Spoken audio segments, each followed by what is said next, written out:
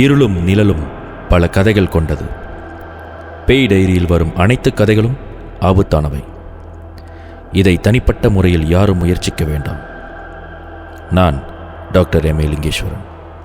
இது பேய் diary season 7.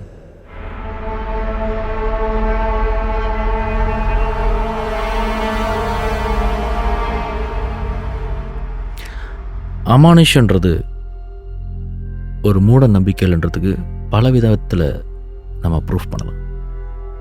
ஒரு குறிப்பிட்ட இடத்துல வாழ்கிறவங்க அந்த விஷயம் இருக்குன்னு நம்பினாங்கன்னா அது அந்த குறிப்பிட்ட இடத்துல வாழ்கிற சமூகத்தினோட மூட நம்பிக்கை. ஆனால் இது நாடு விட்டு நாடு, கண்டம் விட்டு கண்டம் பலராலும் நம்பக்கூடிய ஒரு விஷயமாக இருக்கிறதுனால இது மூட நம்பிக்கையாக இருக்க வாய்ப்பில்லை. இந்த நம்பிக்கை பலமிழந்து போய்கிட்டு இருக்குன்றது வேணால் நம்ம ப்ரூஃப் பண்ணலாம். இந்த எபிசோடில் நான் இந்த நாடுன்னு சொல்ல விரும்பலை. ஏன்னா நாளைக்கு நான் அந்த நாட்டுக்குள்ளே போகிறதுக்கு எனக்கு எந்த விதமான தடையும் இருக்கக்கூடாது. அதனால் அதை மறைச்சு நான் விஷயத்தை மட்டும் சொல்கிறேன். அந்த நாட்டில் இந்த ரெயிலிங் சிஸ்டம், டிரான்ஸ்போர்ட், இப்போ நம்ம ஊரில் எல்ஆர்டி, சிங்கப்பூரில் எம்ஆர்டி அந்த மாதிரி இருக்கிற மாதிரி இந்த நாட்டில் அப்படி ஒரு சிஸ்டம் கட்டிகிட்டு இருக்கும் பொழுது, மோனோ ரயில் அப்படி கட்டும் பொழுது இவங்களுக்கு நிலம் அந்த அளவுக்கு உறுதி இல்லை. இந்த இடத்துல ஃபைலிங் செய்கிறதுக்கோ சரி, அந்த அளவுக்கு நிலம் அந்த அளவுக்கு ஸ்ட்ராங்காக இல்லை. இப்போ அண்டர் கிரவுண்ட் சிஸ்டமில் தான் இதெல்லாம் செய்ய வேண்டியிருக்குன்ற ஒரு நிலைக்கு வரும்பொழுது இவங்க மண்ணை குடைஞ்சி இந்த எல்ஆர்டி சிஸ்டமை கிரியேட் பண்ணியிருந்திருக்காங்க. இந்த கிரியேட் பண்ணும் பொழுது பல பேருடைய உயிருக்கு ஆபத்து வந்திருக்கு. திடீர்னு நிலம் சரிஞ்சிடும். திடீர்னு அந்த நிலத்தை வெடிக்க வச்சு தான் அவங்க தொலையிடுவாங்க. அந்த மாதிரி நேரத்தில் குறிப்பிட்ட நேரத்தில் வெடிக்காமல் அதை இன்ஸ்பெக்ட் பண்ண போகும்போது வெடித்து உயிரிழந்த சம்பவங்கள் நிறைய. அதனால் என்ன காரணம், ஏது காரணம்னு சொல்லி அந்த நாட்டு அரசாங்கம், எஸ்பெஷலி அந்த நாட்டின் டிரான்ஸ்போர்ட் மினிஸ்டர் இதை ஆராய்ச்சி பண்ணும் பொழுது அவங்க நாட்டிலையும் ஒரு சில நம்பிக்கைகள் இருக்கும்ல, அதன் அடிப்படையில் சில விஷயங்கள் தெரிய வந்திருக்கு. அந்த நாட்டுக்கு நான் போயிருந்தப்ப அங்கே சுற்றி பார்க்கும் பொழுது அங்கே சந்தித்த சில பேர் பகிர்ந்துக்கிட்ட அந்த மோனோ ரயில் சிஸ்டம் உருவாக்கப்படும் பொழுது ஏற்பட்ட அபாயங்கள், அபசகுணங்கள் பற்றியது தான் இந்த எபிசோட். இந்த நிலத்தை குடைஞ்சி ஒரு நீள் பாதை, அதில் ஒரு ட்ரெயின் போகிற அளவுக்கு வசதிகள், சேஃப்டி இதெல்லாம் இருக்கணுன்றதுக்காக இவங்க ப்ராஜெக்ட் ஆரம்பிச்சிருந்துருக்காங்க. எப்பொழுதுமே இந்தமாரி ப்ராஜெக்ட்லாம் செய்கிறது வேலையாட்கள், உள்ளூர் ஆட்களாக இருந்தாலும் இதை சிஸ்டமேட்டிக்காக செஞ்சு கொடுக்கறதுக்கு சில ஸ்பெஷலிஸ்ட் கம்பெனிலாம் நிறையா இருக்காங்க உலகத்தில். இவங்க போயிட்டு அந்த நிலத்தை எல்லாத்தையுமே வேலிடேட் பண்ணுவாங்க. அந்த நிலத்துடைய தன்மை, நிலத்துடைய அதிர்வு, இந்த டெக்டானிக் பிளேட்ஸ், இதோடைய மூவ்மெண்ட்ஸ் இதெல்லாம் பார்த்து தான் ஒரு பாதையை அமைக்கிறதுக்கு அவங்க முன்மொழிவாங்க. என்ன தான் இன்ஸ்பெக்ஷன் செஞ்சாலும் அந்த இன்ஸ்பெக்ஷன்லாம் அந்த ரிஸ்க்கை குறைக்கிறதுக்கு தானே தவிர ரிஸ்கே இல்லாமல் செய்கிறதுக்கு வாய்ப்பே கிடையாது. அப்படி இந்த மோனோரயில் பாதை செய்யும் பொழுது பல பேர் பல வகையில் இறந்து வந்திருக்காங்க. ஆரம்பத்தில் சொன்ன மாதிரி அந்த ஊர் டிரான்ஸ்போர்ட் மினிஸ்டர் இதற்கெல்லாம் ஒரு சொல்யூஷன் வேணும் அப்படின்னு தேடும் பொழுது அவருக்கு கிடைக்கப்பட்ட சொல்யூஷன் நரபலி. அதாவது ஒரு குறிப்பிட்ட கிலோமீட்டர்ஸ் இல்லை ஒரு மீட்டர்ஸ், அந்த ஒவ்வொரு மீட்டர்ஸ்க்கும் ஒரு குழந்தையை நரபலி கொடுக்கணும். நரபலி கொடுத்தால் இந்த மண் சரிவு, அதாவது அந்த மோனோரயிலை கட்டி முடிச்சிட்ட பிறகும் சரி, அந்த மண் சரிவு, அந்த டிரான்ஸ்போர்ட்டுக்கு எந்த பாதிப்பும் இருக்காது. கட்டும்போது கூட எந்த விதமான ஆக்சிடென்ட்ஸ் எதுவும் நடக்காமல் இருக்கணும்னா எத்தனையோ மீட்டர்ஸ்க்கு ஒரு நரவழி கொடுக்கணும் அப்படின்னு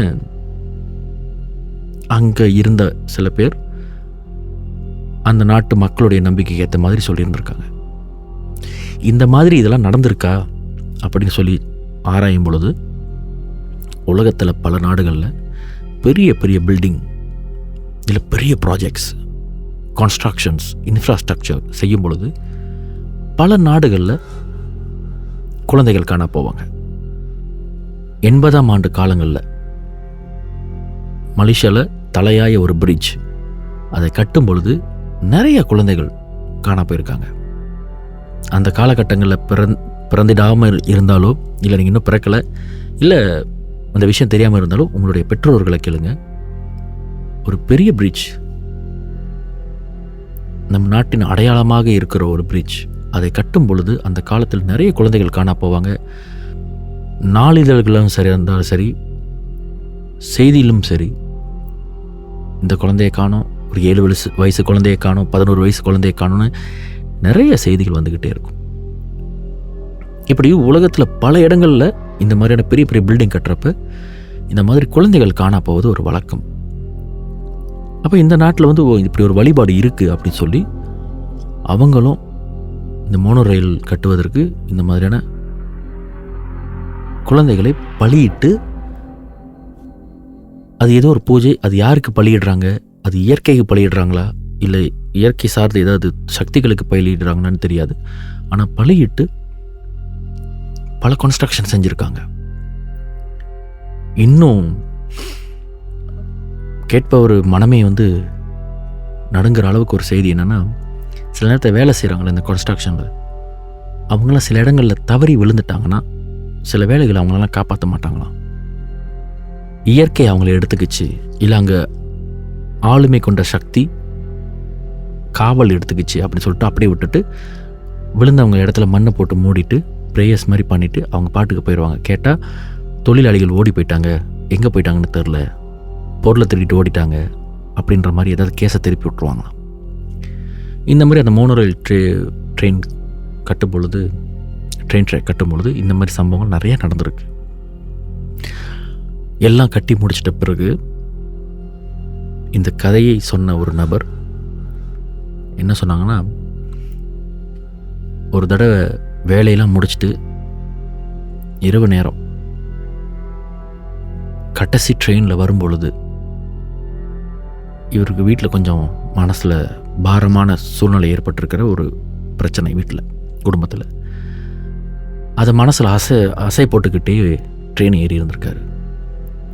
அந்த மோனோ ரயிலில் கடைசி அந்த எல்லார்ட்டில் கடைசி கவுச்சில் வந்து கண்ணாடி இருக்கும் பின்னாடி.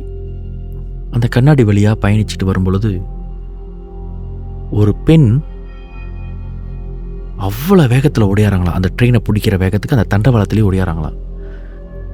அது சாமானியமான ஒரு பெண்ணுடைய அது ஒரு ஆணாக இருந்தால் கூட அந்த மாதிரி ஓட முடியாதான். ஆனால் அந்த பெண் அவ்வளோ வேகத்தில் ஓடியாராங்களாம். உடலில் துணி இல்லை, நிர்வாணமான உடம்போட ட்ரெயினை நிறுத்த சொல்லுங்க இவரை பார்த்து கை அசைச்சிக்கிட்டே ஓடியாராங்களாம். இவர் கொஞ்ச நேரத்தில் பேனிக் ஆகிட்டாராம். இவர் என்ன நினச்சாருன்னா, உண்மையாகவே ஒரு பெண்ணுக்கு ஏதோ நடக்குது, அசம்பாவிதம் அப்படின்னு சொல்லி இவர் பதறி இருக்கார்.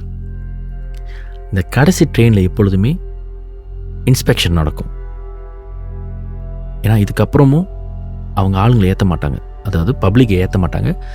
பட் தண்டவாளம் ஸ்டேபிளாக இருக்கா, அந்த ட்ரெயின் சரியாக போகுதா, இல்லை அதை சர்வ் பண்ணணுமா, இப்படி எல்லாமே செக் பண்ணுறதுக்கு ஒரு இன்ஸ்பெக்ஷன் வருவாங்க. அப்போ இவர் சொல்லியிருந்திருக்காரு, அங்கே பாருங்கள் ஒரு பெண் ஒடியாராங்க, அவங்க யாருன்னு என்னன்னு தெரில, இன்ஃபார்ம் பண்ணுங்க டிபார்ட்மெண்ட்டுக்கு அப்படி சொல்லும் பொழுது இவர் அப்படியே எட்டி பார்த்துட்டு, இது ஒவ்வொரு முறையும் இப்படி தான் டெய்லி ஒடியாரும் அப்படின்னு சொன்னாராம்.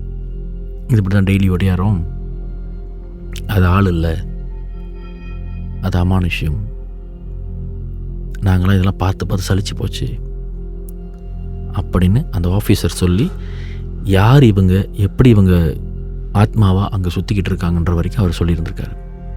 வேலை செய்யும் பொழுது தடுக்கி விழுவது, சிலத்தில் பொருள் அவங்க தலையில் விழுந்து அங்கேயே செத்து போகிறது, அந்த மாதிரி இருக்கிற பட்சத்தில் சில நேரத்தில் அவங்க வந்து வெளிநாட்டு தொழிலாளிகளாக இருந்தாங்கன்னா அவங்க இங்கேருந்து கொண்டு போய் சேர்க்குற செலவு வந்து கம்பெனிக்கு ரொம்ப பெரிய செலவு. அதாவது அந்த கன்ஸ்ட்ரக்ஷனை எடுத்து நடத்துகிற, அந்த டெண்டரை எடுத்து நடத்துகிற கம்பெனி, பொறுப்பான கம்பெனிக்கு அது பெரிய செலவாகும். அந்த மாதிரி நேரத்தில் இவங்க என்ன பண்ணிடுவாங்கன்னா, கன்ஸ்ட்ரக்ஷன் பண்ணுற இடத்துல இந்த பாபநாசம் படத்தில் பார்த்தீங்கன்னா ஒரு கட்டம் கமல்ஹாசன் கடைசியாக கட்டிக்கிட்டு இருக்கிற போலீஸ் ஸ்டேஷனுக்கு அடியில் ஒருத்தனை புதைச்சிட்டு மூடிடுவாங்க. அதுக்கு மேலே கன்ஸ்ட்ரக்ஷன் நடந்துடும். அந்த மாதிரி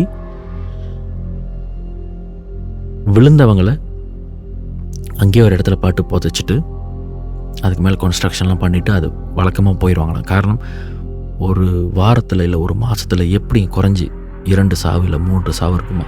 இவங்க இறந்தவங்க எல்லாத்தையும் அவங்க குடும்பத்துக்கு திருப்பி அனுப்புறதுக்கு அவ்வளவு செலவாகுமா, அவ்வளவு வேலை இருக்குமா.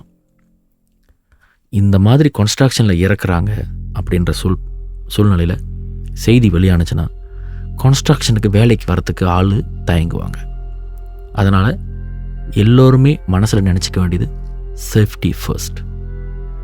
நீங்கள் சேஃபாக இல்லைன்னு சொன்னால் உங்கள் உடம்பு கூட உங்கள் உள்ளூரில், உங்கள் சொந்த ஊருக்கு போகாது, உள்ளூர்லேயே புதைக்கப்பட்டுரும்.